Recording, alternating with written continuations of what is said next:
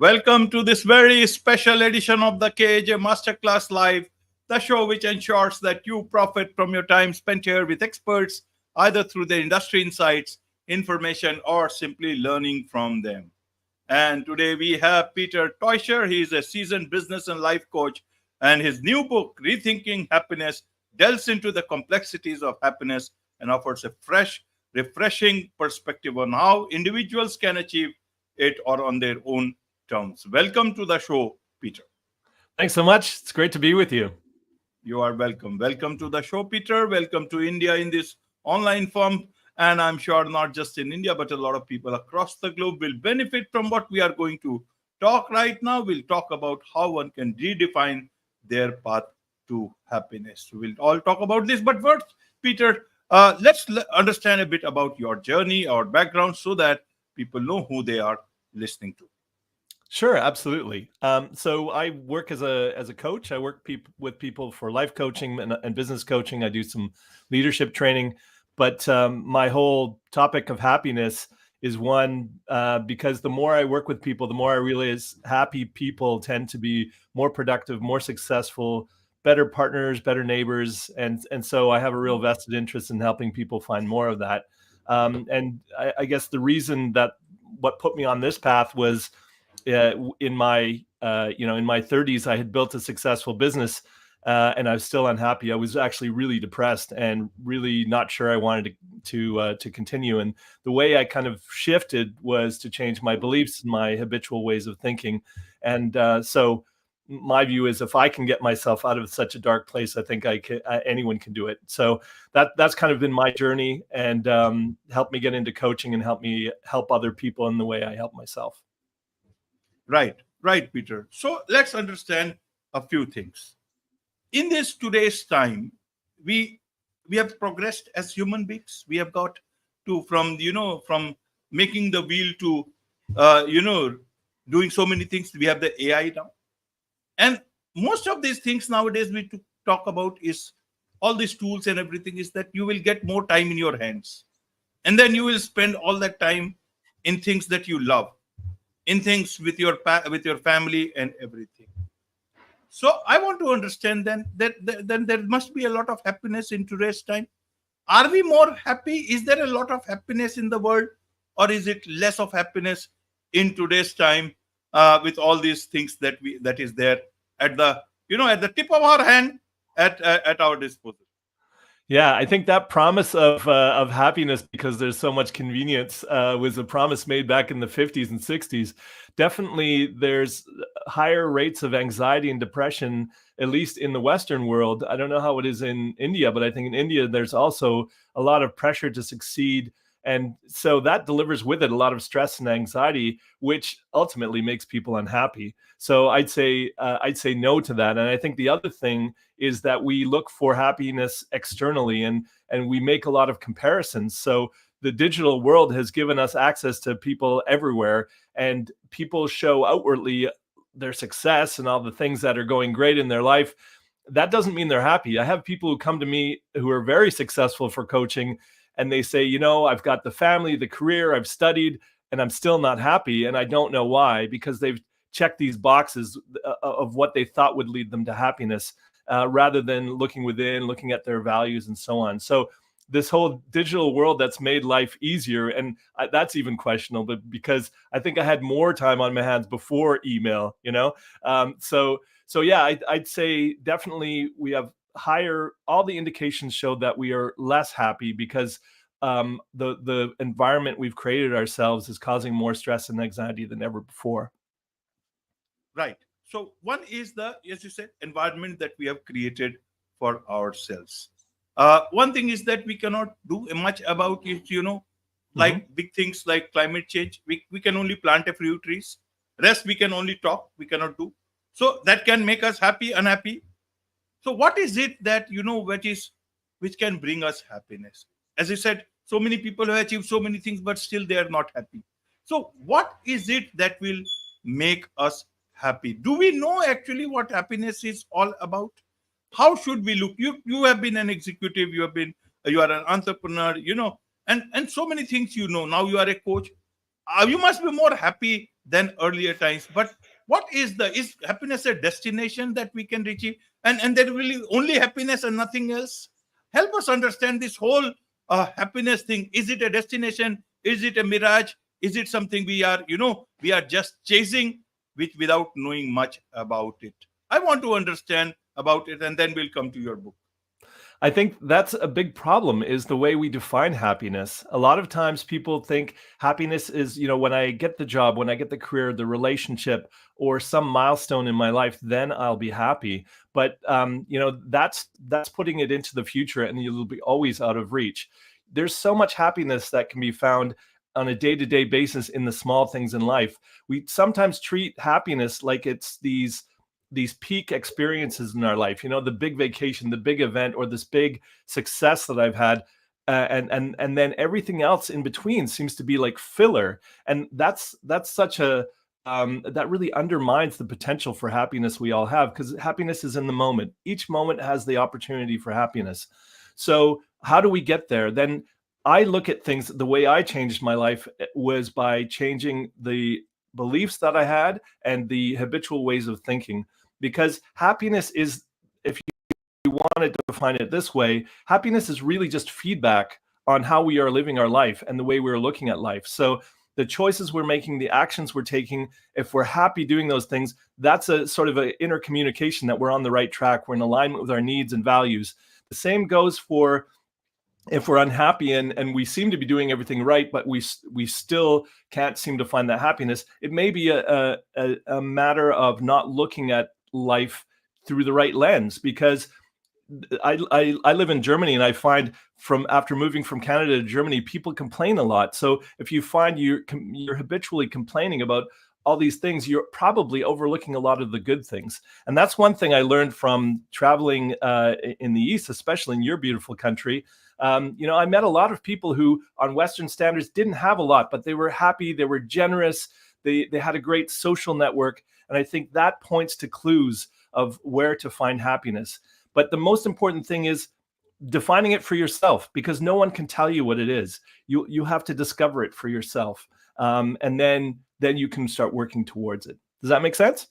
Yes, it does. It does. So does it mean that we have to define the meaning of happiness in the way we want to see it, or we want to experience it, rather than anyone else, rather than your parents, your brothers, your sisters, or even your politicians or corporate world, or your HR manager, or your CEO, or the board of directors? Nobody else can tell you how to be happy except yourself. Does it mean that? Yes, and that's the beautiful thing about life. Everybody has a different way of achieving their happiness. And if you chase someone else's definition of it, you will always be a step behind. You will always be a little off track, because getting all the money or the success or the whatever you're trying to achieve, that's not going to be it. If you find fulfillment in that, life will tell you if you're on the right track. You will feel happier. But it's as long as you're following someone else's path, it will lead you off track. That's been my experience. Right. What about peace? Nobody talks about peace. In good books, great books, you will talk about the mention of peace. Nowadays, we are talking more about happiness.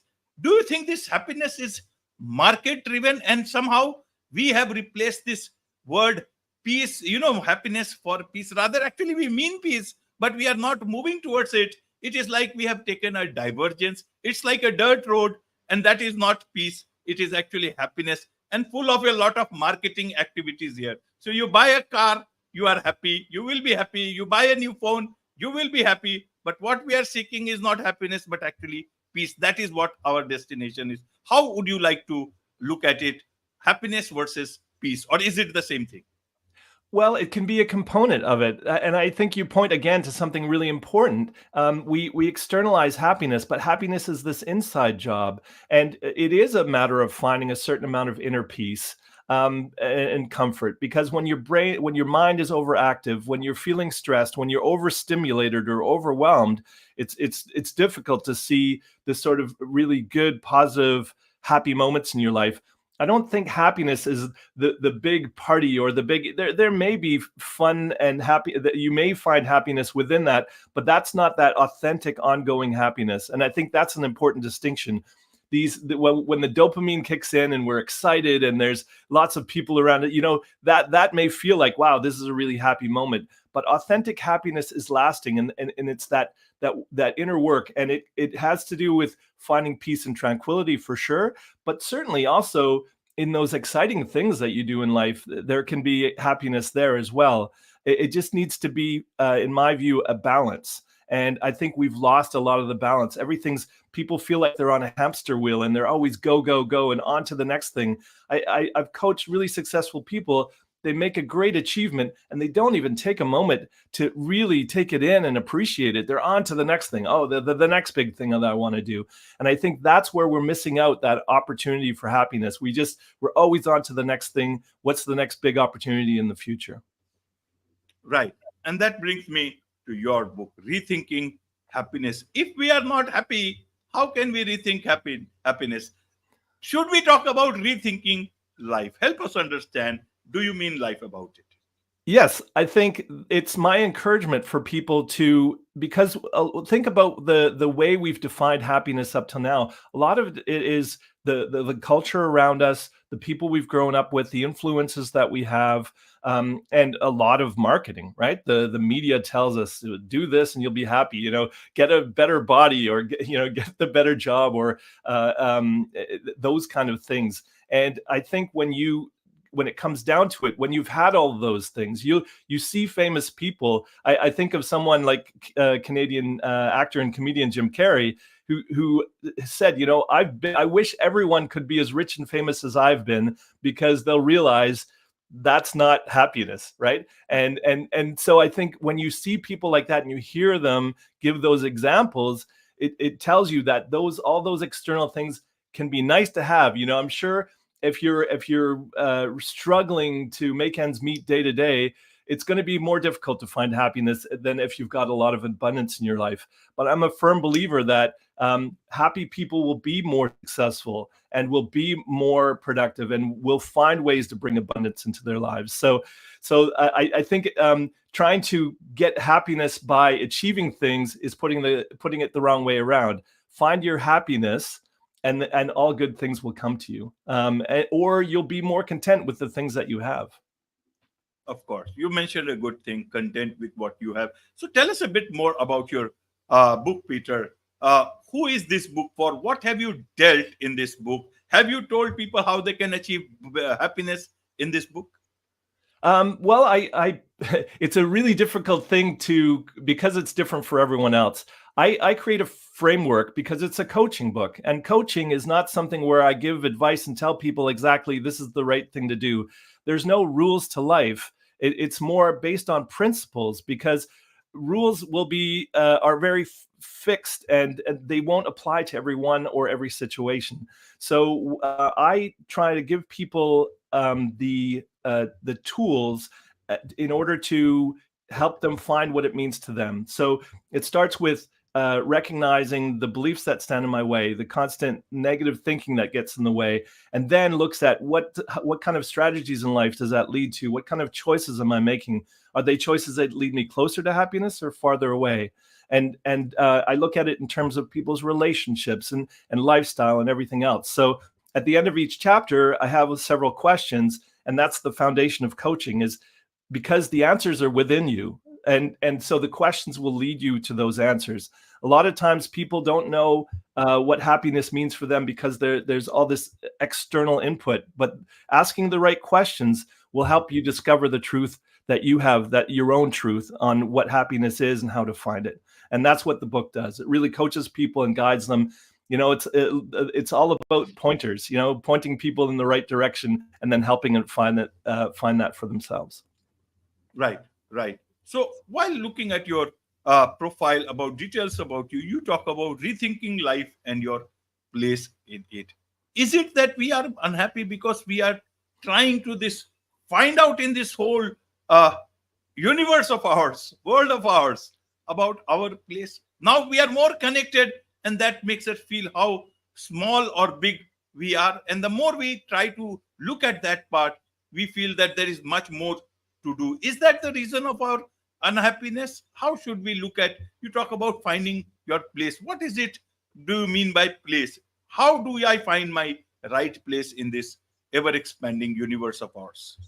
Well, I do talk there. I have a chapter on self and identity, and I think we are convinced that there are a way we need to be. There are roles we need to play. There are certain ways we need to live our life, and they might not be in alignment with our values and our own needs. And so, finding your place in life really is about recognizing who you are on an inner level, and then what you have to give to the world. What value can you give, rather than what can I get? What can I get? It's about what do I have to give. And I find when people find ways to express themselves, give what they, whatever gift they have, whatever talent they have, and really live that, that is when people find a lot of happiness. I found by myself, I've been an executive in the corporate world. I've built my own business with my brother, and I didn't find happiness there. But when I started taking all this experience and knowledge that I'd gathered, and I started helping other people,